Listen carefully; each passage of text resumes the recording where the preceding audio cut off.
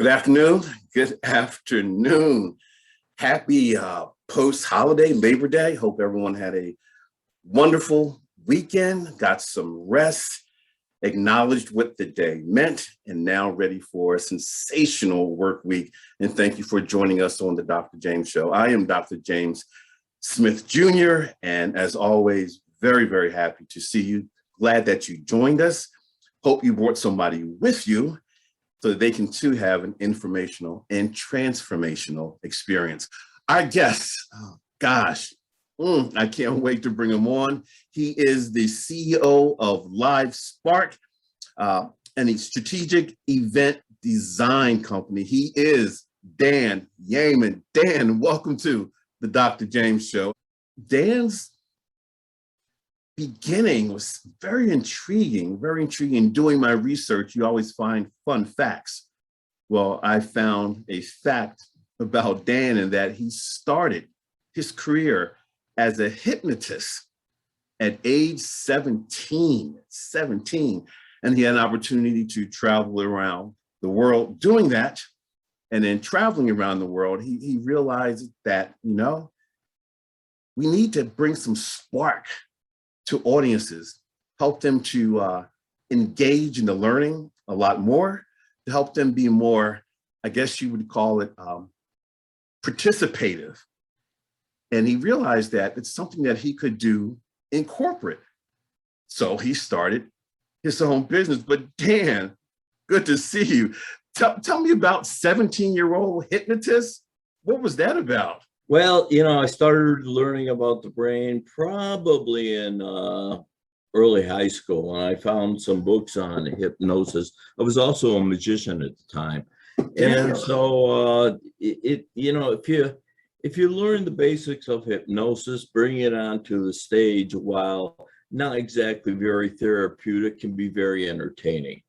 And so that's how I got off and started. And then, just like you're saying, the principles that you use to hypnotize can also be used to wake up audiences. So we try and dehypnotize people during events. So you actually traveled around the country doing shows as a teenager. Yeah, that's right. And, it was a lot of fun. I think I entered the career when I was around 20. Wow. So I was not exactly Johnny Carson material at the time. So I figured, what, let's look for something else to do. But it's fun. And, just learning hypnosis is extremely useful for learning and for doing other things. So what goes into hypnosis? All I know is what I've seen on TV. I actually saw a hypnosis once when I was in college. And I thought that people were faking it because they didn't go on stage, but what goes into that? What you want to do is you want to get them down into a lower state of brainwave activity, which is like, just before you go into a dream state. If you can get people that relaxed, it become more suggestible. And what would normally happen, which is, I'm not going to go up and do that in front of a stage full of audience, that sort of triggers off. And also, you tend to find the extroverts who are going to want to do that. Right. And that's their opportunity to shine. So from there, you just continue your entrepreneurial ways, or did you go into corporate? Or tell us a little bit about Dan before LiveSpark. Well, eventually I got into doing corporate events, and people don't go to school for corporate events. Generally, you stumble into it. And I think that was definitely the case in my situation. I met somebody who was into it. I helped them out with it. And that became what I started doing. And we did a lot of corporate events. And, it occurred to me that the corporate events, the way they were designed, were doing a better job at hypnotizing the audience than I ever did. And so I knew that there had to be a better way of doing it. So you started an organization that essentially creates experiences for the organizations, the learners, where they're not just sitting there hearing the leader regurgitate what's happening in the organization, what's happening in the industry. They actually participate in their learning. Is that what exactly it does? Yep, exactly. And I can tell you here's how it started. I had a son at the time who was 14 years old when I started doing this. And I sent him to an organization called Super Camp. Are you familiar with that, James? No, I'm not. No, I'm not. Super Camp was a 10-day learning experience for kids. And it was all based on accelerated learning principles and so on. And it was held at universities. It's still going on. And if you have a kid, it's a great experience for you. And so I sent him to it. It was in Stanford. And when it was over with, I went to his graduation. And as soon as you walked into a Super Camp classroom, you knew it was unlike any classroom you ever seen. There were visuals on the wall. Kids were excited. I mean, it just had a different look and feel. And I'll never forget it because it was graduation and all the parents were sitting around just in chairs around the room, and they brought their children in who were in for the graduation. And the kids were all, holding hands, and they snaked into the room, and they all had flowers in their hands, and they broke up and they handed the flowers to the parents, and half the parents, probably including me, were in tears. And it was very touching. And they went and touched on how it was a learning experience. And for kids who are 14, to be able to keep them focused for 10 days required a whole different way of teaching, right? Well, after the graduation, I took my son to Las Vegas. Some parents would take their kids camping. I took them to Vegas, and we went to, we stayed at the Venetian, which is attached to the Sands Hotel. Mm-hmm. And we were walking through the Sands Convention Center, and there was a sales meeting going on. And I brought him in. I go, come on, I'll show you what I do. And there was like 500 people in the audience. On the stage was this, all the screens and so on. And, you couldn't read the PowerPoints. They were overcrowded, and you could see half of the audience in somewhat of a catatonic state. And you could feel that they were applauding, not so much because of the presenter, but to give them an opportunity to wake up. You know what I'm talking about? And then as we were leaving, my son turned to me and goes, man, too bad it can't be like Super Camp. And It just stopped me. Wow. And he kept on walking, turned around. He goes, what's wrong? And I go, there really is probably no reason why it can't be like Super Camp. So I started the company around basing, how do you go ahead and transform the typical corporate meeting into a more of a Super Camp, participative, fun, enjoyable event. And by the way, the guy behind the learning, the way it was taught, was a guy by the name of Eric Jensen. Are you familiar with him? No, I'm not. Okay. He wrote a book called Brain-Based Learning, which was all about accelerated learning techniques, but he put research behind everything he did. And following those principles and just working with my staff, we figured out how to incorporate a brain-based approach into a corporate meeting. So our corporate meetings stopped looking like typical corporate meetings.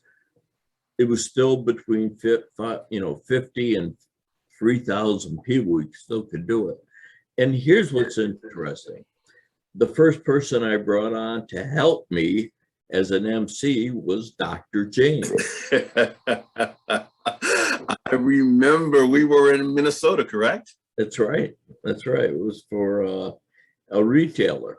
Yes. And yes. Yeah, I'll never forget it because you were fantastic. And the way that they've had comedians as MCs, but I didn't want them to laugh. I wanted them to learn. And what you brought into it was so powerful and so significant that You created a space for me to, I guess, use that facilitator-led, participant-centered approach. right. You want them to feel like they're part of the process. Yeah. Sometimes you watch the facilitator show up and throw up and they talk, but the learner is there to experience what you're giving them. That's and right. We're masterful at creating that environment. Well, here's the thing.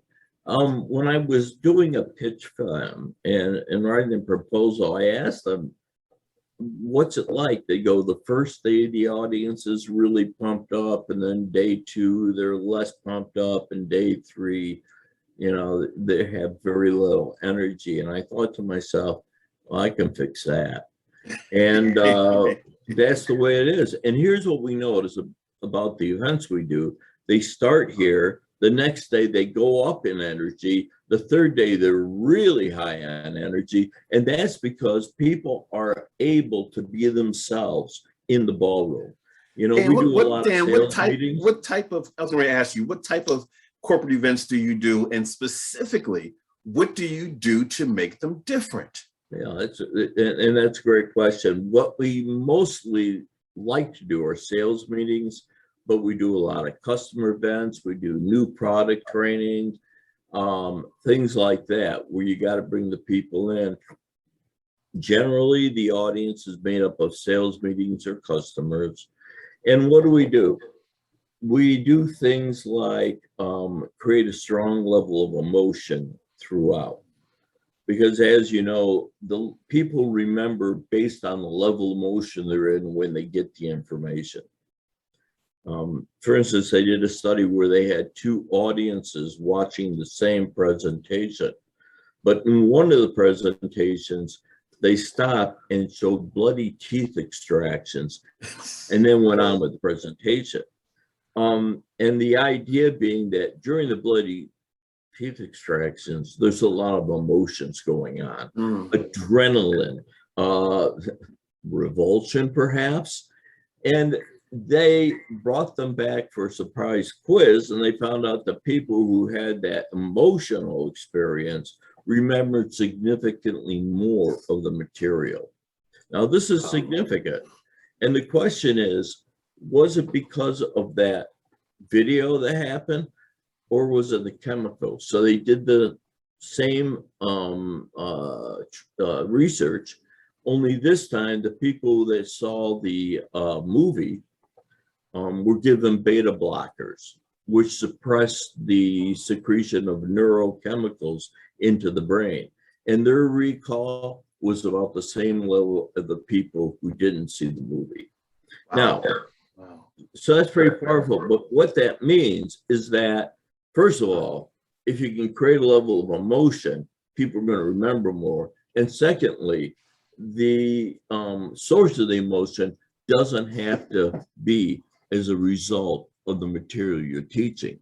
And that's good to know, because a lot of material that you're giving people might be sort of dry. Absolutely. But if you can go ahead and create that level of emotion, and there's a number of ways of doing it, people will remember more of that content. I remember Bob Pike used to say, just because I taught it doesn't mean they caught it. Right. I added, just because it was said doesn't mean it stayed in their head. Right. In brain-based. In doing my research, Dan, I came across a video. I think the CEO was practicing before the actual show. Let's show this clip right now. The CEO is singing with a horse. Let's take a look. I got you to sing a song. Yeah, I got you to play along. I got you to play with me. Yeah, I got you, that's okay by me. And I got you to horse around.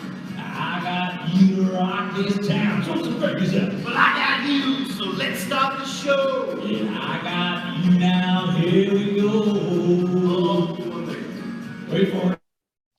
Yeah. What's happening there, man? That was a rehearsal. We came out with the technology in 1995. I mean, it was a long time ago. I think we were one of the first people in the country, if not the world, to do this. And that was a real-time computer animation. So we were able to create Pixar quality level animation and have it interact live. And what's going on is backstage is an actor sitting at a microphone. And as the actor is talking, the character starts talking, the animated character. And then we have another person controlling the movements of the character. And what that lets us do is create an experience for the audience that, one, redefines the event, two, keeps them engaged, three, allows us to put in humor, four, allows us to reinforce the message because the character comes in throughout the event, and five, ask the questions that are in the minds of the audience. Now, what you were seeing there was the opening, and he was just, let me see, what did he say? They wanted an Oscar style opening on an Oscar Mayer budget, I think was how he put it. And so the character came up and interacted live with the presenters. Now, 80% of it is scripted, but for, you know, the audience, they don't realize, and they're just entranced with this character. It also creates a suspension of disbelief, which is part of hypnosis. So the audience is buying into the message more, and we can reinforce the message, which is all about brain-based learning. So we started doing this in 1995 and have been doing it ever since and still do it. I love it. I remember seeing it the first time. I was blown away. Yeah. It was very captivating. And throughout the 3 days, the audience members were looking for those intervals where the CEO or the sales leader would interact with the character. Dan, when we first met, you were working with Missy Covington. Missy was your partner, and I learned you and Missy even wrote a book. The book is called I'll Take Learning for 500. Using game shows to engage, motivate, and train.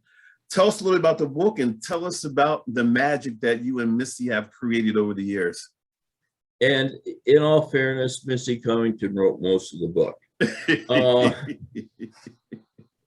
It is about, well, shortly after doing the animated characters, we started doing game shows. And game shows are a great learning strategy as well.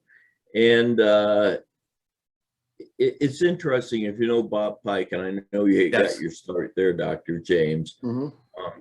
Bob Pike saw the games and said, you know, I'm really interested in doing something like that in classrooms for corporations. And I thought, corporations have classrooms? That was new to me. But what we did was create a package where you can type in your questions and answers and have a Jeopardy game, a Family Feud game, a tic-tac-toe game that you can play in front of your audience. And it kept track of scores and timers and so on. It was content free, so you could embed your own content. Question, Dan, do you ever get any pushback from more cerebral or more left brain, or people who just focused on just give me the facts? Do you ever get any pushback with the animation, the games, the experiences? Yeah, sometimes, rarely, sometimes, but you know what, all you have to do is ask a couple people which you want to have. A presentation where you're just looking at PowerPoints, or getting that same information in a way that makes you laugh, feel delighted, interactive, more emotional. And it's not that hard of a decision at that point. Wow. Can you remember a time where you were like, oh my gosh, should I keep doing this because the session wasn't going as planned, or people just wanted the slides, they wanted the data, they did not want to have fun? Has that ever been? Yeah, oh, sure. It's going to happen. Or generally, what happens is the boss goes, no, we're not going to play games because their concept of games is making it frivolous. My concept of games is embedding the information in there so people are learning without realizing they're learning. So competition, by the way, is emotion. Yes. Emotion drives memories. Well, I've been fortunate enough to do at least 5 shows with you, and every show, nonstop, and you're right about the emotion, the energy in the room, whether it's during the week or a weekend, the energy just keeps going up and up and up. So I've witnessed it, I've seen it.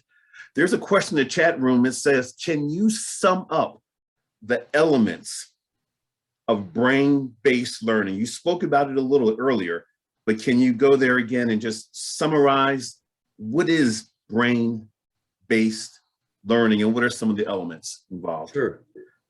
Brain-based learning is all about learning how the brain learns and creating a experience that is a natural for the brain to learn. You know, a lot of shows that I saw, like the one at the Sands, was based on intuition. Like, you know, it makes sense to do it this way, or this is how we've always done it. But if you take a look at the way corporate events were and the way people want to learn, it's like on two opposite sides. So for instance, like when I mentioned emotion, there is a lot of research based on that. And if you think about it, when you were, you know, when your ancestors were patrolling the ground and the caves and they see a stick on the ground and they pick it up and it turns out to be a snake, there is a shot of adrenaline that's going to drive memory that, hey, don't pick up something that looks like that. And so that's part of emotion. So what brain-based is take a look at what are the best practices based on research, based on what we know how the brain learns, and let's embed that into an event. Dan, why don't people do it more often? I've been to a number of events. They'll bring a speaker in like myself. Yeah. But for the most part, it's big conference room or big ballroom, PowerPoint, slides, talk, slide. Oh, they may have a panel or something like that. That's not how we learn. We learn by being involved, by experiencing, by touching, by feeling, by doing. Why do organizations continue to just put people in seats and talk to them for hours on end? Right. Well, first of all, be happy that they do that, because that makes your services so much more valuable. This is true. This is true. Yeah, I think it's because they don't know how, and you know, there's a level of a risk if you don't know what you're doing.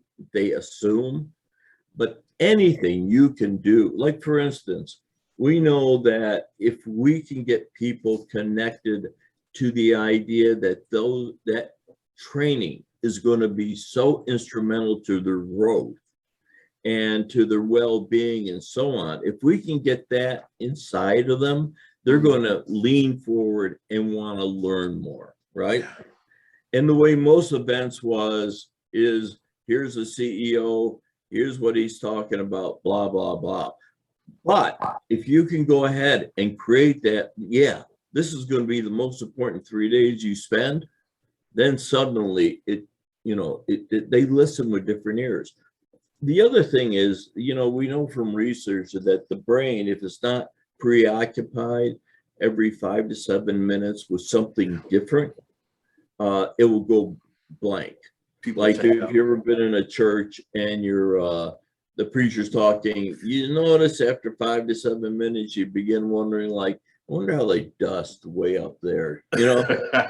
And so working with the presenters, we go, how can we go ahead and change every 5 to 7 minutes? You know, how do we mix it up? How do we keep the audience engaged? Just things like that. It's not rocket science, it's brain science, and there's a lot of books written on it. I remember I believe it was a session that we did together where the opener, the CEO came into the room riding an ox. And the ox took a good like 10 minutes or so to get to the front, and everyone clapped. But I thought to myself, as I watched him go to the front, I think people would have a better experience if they were on the ox or they were near the ox, not watching the CEO have the ride, like making it more experiential. Dan, Well, I'll tell you, by the way, having to come up with an ox really creates a precarious position if the ox isn't house trained. And how do you house train an ox? Because the last thing you want to do is have the message from the CEO be associated with what was left on the stage. that's true. Yeah. That's true. Dan, you and I basically are in the same industry. Education, speaking, events. And last year, pandemic, we didn't see it coming. Yeah. And for both of us, at least for a while, we weren't providing the same resources because events shut down, doing things in person ceased. How were you impacted? And what have you done since to pivot, to get back into the game more or less? Yeah, well, I can tell you, middle of February, we had, I think it was 12 contracts that just went away like flop, you know what I mean? Everything got canceled. And, you know, I'm an optimist, so I said, I'll be back in the fall. Well, that did not happen. But, you know, rather than say, oh my God, my business is that, I thought to myself, what's great about this? And what, you know, hey, this is the way it is. What's, you know, what is the opportunity here? And the opportunity was, you know, I'd written a program called Game Show Pro. And it had gotten pretty A's, and it was only for classroom learning. And it occurred to me that, hey, if we're going to go Zoom and different platforms like that, let's write Game Show Pro from the ground up so we can go ahead and create game shows that could be played in both a classroom and online. And that's what we did. And so we have been spending the last year redesigning Game Show Pro, and it's out now. And what it does is it lets you create games that can be played in the classroom, virtually, in a lot of different places. Love what you said about when you realized what was going on. You said, what's great about this? Yeah. People don't say that. What's great about what's happening? What possibilities are being created because of what's happening? Have you always had that approach to life? Or if not, what created, what transpired? What was the tipping point that helped you adopt that mindset? Well, you know, you got to think something. You can ask the question like, how am I going to survive? Or I can say to myself, how am I going to thrive? And the other thing was, I made up my mind real quickly that, you know, if there's going to be a downturn, I was going to be one of the people who took that as an opportunity, because things are going to shift around. And I know a lot of companies that just sort of gave up, but I know a lot more that said, okay, let's pivot. And they're doing really well. Yeah. And so that's what you had to do it. But you went ahead and went virtual, right? Yeah. It's something that people had suggested that I do well before the pandemic. And I resisted. I said, I'm an in-person speaker. I want to feel you. I want to see you. I want to be in the room with you. But as a result of the pandemic, I now do Zoom shows. I do webinars. I do keynotes virtually. So what's great about it? I love that mindset. And the thing is, I bet because of that, going to a Zoom situation and making that, and because Zoom just all of a sudden just expanded everywhere, you probably found more opportunities to reach a worldwide audience. Yeah, I did work internationally before, but that's even picked up because they don't have to pay the airfare or the lodging, and everything that goes into it. The challenge, which is also an opportunity, is just a different time frames. Earlier this year, I taught my Rutgers class. Rutgers has a campus in Singapore. And for 3 weeks, Monday, Wednesday, and Friday, I taught from 6 a.m. to 10 a.m., which is 6 p.m. to 10 p.m. their time. If we can, adjust to the time frame, and even having people on the show, Dan, I've had some international guests who were up at midnight or 11 o'clock because they wanted to play a part. Yeah. I didn't do that in the past. Yeah. So it's really good. Dan, your tagline says, Live Spark is transforming events. Does this transformation refer to the event itself or the audience or a combination? Both. Yes, we transform the way events are produced, but at the end of the day, there's got to be a shift in the audience. Otherwise, why have the event? And that shift could mean salespeople losing their swagger because of what we've just been through. And we have ways of getting people to feel good about their company again.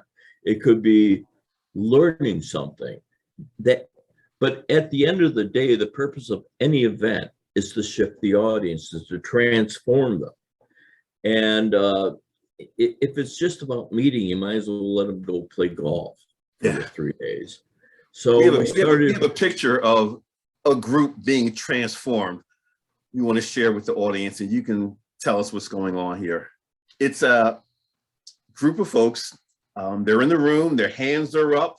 There looks to be one of your animates on the screen. Yeah. Rock, roll, reward. I guess that was their tagline. But it looks like a group of people engaged. Yeah, that's it. And the games that we do, and you can go to live-spark.com and see some examples of that. Can you say that again? I was going to ask you, how can they reach you? Yeah, I got two websites. One is live-spark, SPARK.com. And the other is learningware.com. Okay.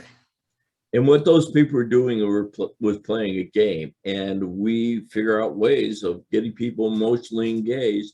And because they're competition, and we set up the games as competition, people get into it, and that's what we're looking to do. Now, I've seen it. It's fun, but the content is always relative to what's being shared. I mean, it's not it's hocus pocus. This is going to help our sales force grow. This is going to help us beat the competition. It's always related to the industry narrative. Yeah. And that's really important for us. That's very important for us. All right. Have you been able to do work internationally with this platform, or is that in the offing? No, we've worked internationally quite a bit, and we'll bring the characters, we'll bring the games. Game shows are ubiquitous around the world, right? I think Family Feud is in like 56 different countries. Yes. So people are familiar with it. Speaking of familiar, I'm going to show you some of your own characters. Tell us how you created them. What's the purpose? Is there a meaning associated with them? We're going to put them on the screen. Let us know if you can see it. Add some character to your next event. Where did they come from? Oh, it really depends. The eagle, we will customize a character depending on what the audience needs. So like the eagle on the far right, we did that because the audience were eagles. They were high flyers. And we create a metaphor or an analogy between the eagle being able to see out in the distance and fly strong. The penguin, I forgot exactly why we did the penguin. The superhero was because the audience was superheroes. the cow was for a dairy company and so on. That's awesome. Yeah. Well, we've been doing a lot of talking. We've never done this on Dr. James Show where one of our guests basically creates an experience, takes over the show. If your smartphone is close by, please take it out. I think you're going to need it for what Dan is about to do. So get your phones. Dan, show us what you do. Okay, let me share the screen. We're going to be playing a game show, and the game show is called What Do You Know About James? Dr. James. All right, be good, be good. These are all questions on you. And what we're going to do is divide the audience into two teams. You're going to self-select. So right now, think to yourself, am I on the east side or the west side of the Mississippi? If you don't know, doesn't really matter. If you're international, choose a side. So it's going to be the east versus the west. And if you have a smartphone, here's what we invite you to do. Turn it on. I've seen 4 people already on there. Good jobs. You got a fast audience. All you have to do is, if you've got an iPhone, just turn that into the camera mode under photos, point it to the code. It will send you to a website. There'll be a button up there. Go to the website, type in your name, and choose a side. We're going to go ahead and start the game. And all you have to do is, when we're playing the game, you'll see your phone transform, and there'll be letters, A, B, C, or D. All you have to do is click on it and then click on lock it in. Okay. So here's are the questions. This actress who starred in Quentin Tarantino's Jackie Brown was also James's childhood crush.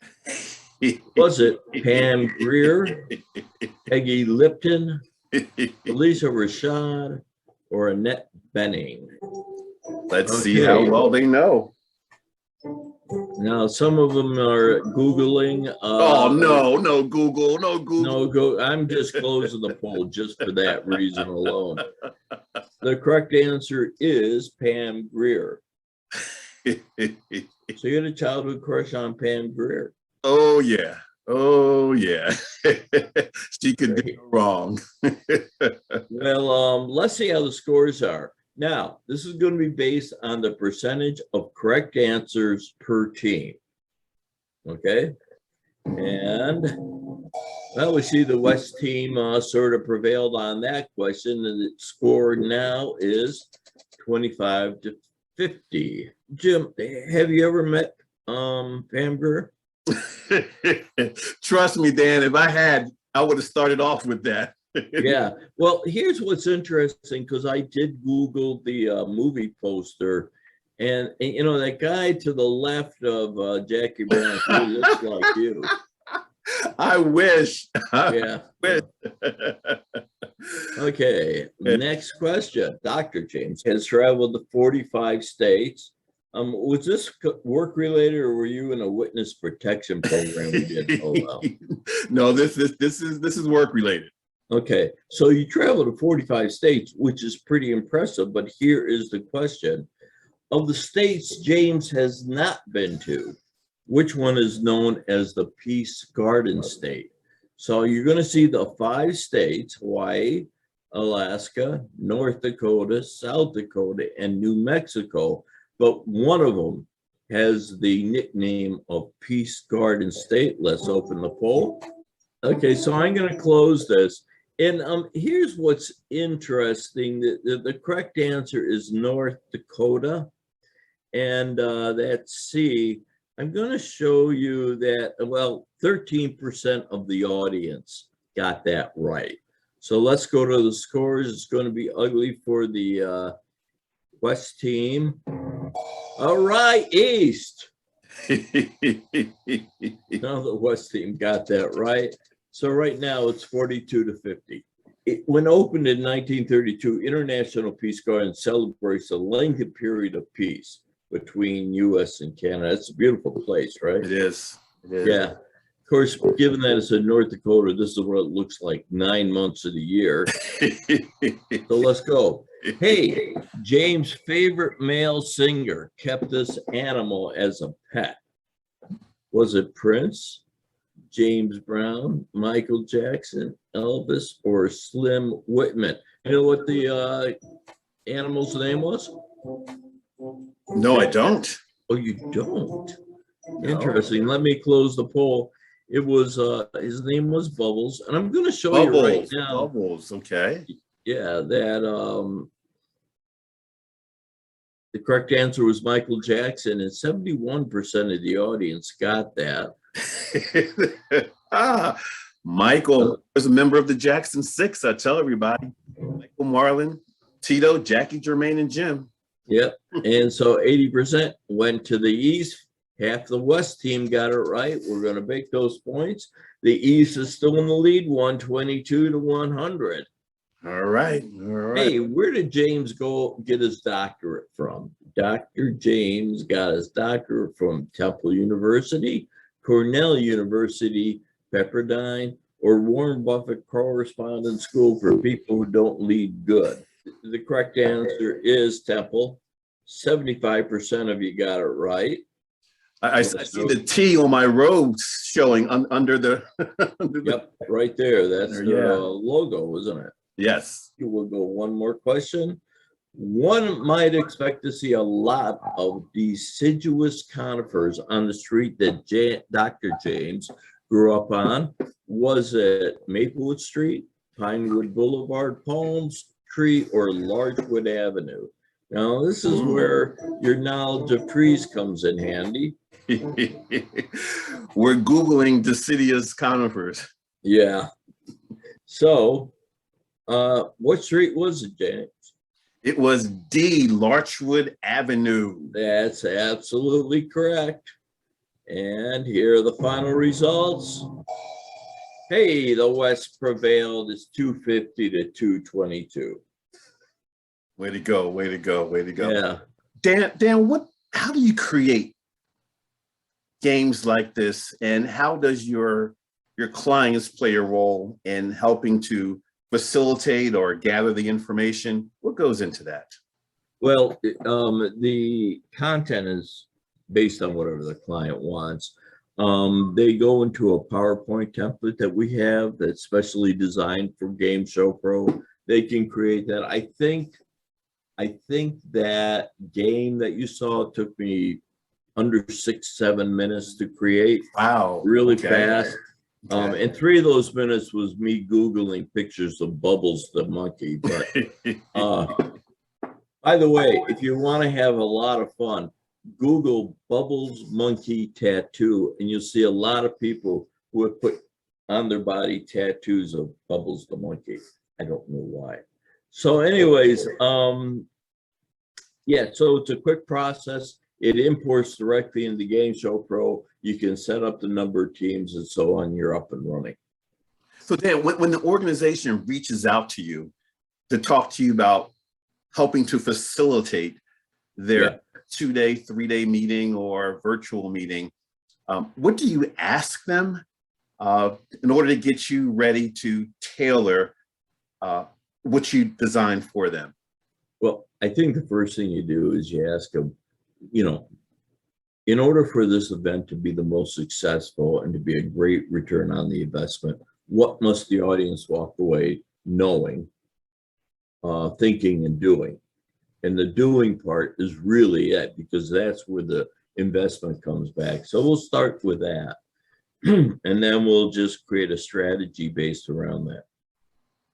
What blew me away what blows me away when I work with you is that you have your narrative, you have your script, but because it's so competitive and there's games over a period of days and you're constantly tailoring it, sometimes you're up late at night making the adjustments so that it would be fresh the next day. What goes into that? Yeah, well, that's the nice thing about having that ability to do live characters, because you can add content based on what you see the previous day. So if we find out that people are not resonating with a particular message, we'll enter the module and we will key in the character to ask questions about that. Yeah. Dan, as of course you pivoted and you're planning for the future, what's next for you? Are you going to be getting back out in person, or are you going to stay virtual, or is it a combination of the two? And what do you see as the future for your industry, the people who do what you do? Yeah, the industry is opening up. We're going back to events. In fact, early in August, Missy and I were at an event we helped with. They had 2,500 optometrists, and it was open. It was in Houston, and it was so good to get that. And January is getting booked up, so people are going to do it. They're talking about doing more virtual events, as you know. But at the end of the day, you know, it's the interaction, it's the facing face to face. It is sharing the ideas that a virtual meeting, while it can come close, is not as good as just being immersed in the information, you know. And for Zoom calls, our tagline is we take the Z's out of Zoom.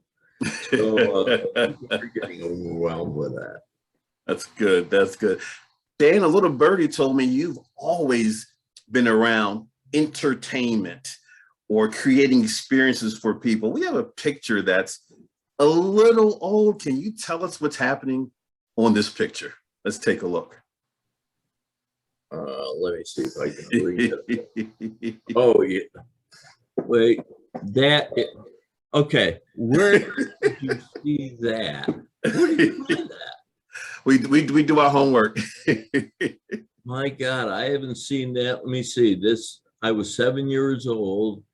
I was the one wearing the crown. It was about 30 years ago. Got that killer smile, that killer smile. No, I was the one not smiling. I was the one that looked like a deer in the headlights. Oh, next to the young lady on the right-hand side. Yeah, that was me. What the heck? Dan, we do our work here. We do our work. Listen, boy, I'll say. I know you're typically behind the scenes, but on this show, we ask our guests at the very end to do a 30 to 60-second keynote, encouragement, words of wisdom, tools. What do you have for us? Okay. Look right into your camera. Let me do the mic check, mic check. Okay. And send our folks off with some powerful words. Okay. Well, first of all, any meeting is a meeting, two people meeting, whatever. And so you want to make sure that you're communicating in ways that resonates with the brain. And if you've got a big event coming up or a small event, make sure that it's emotional.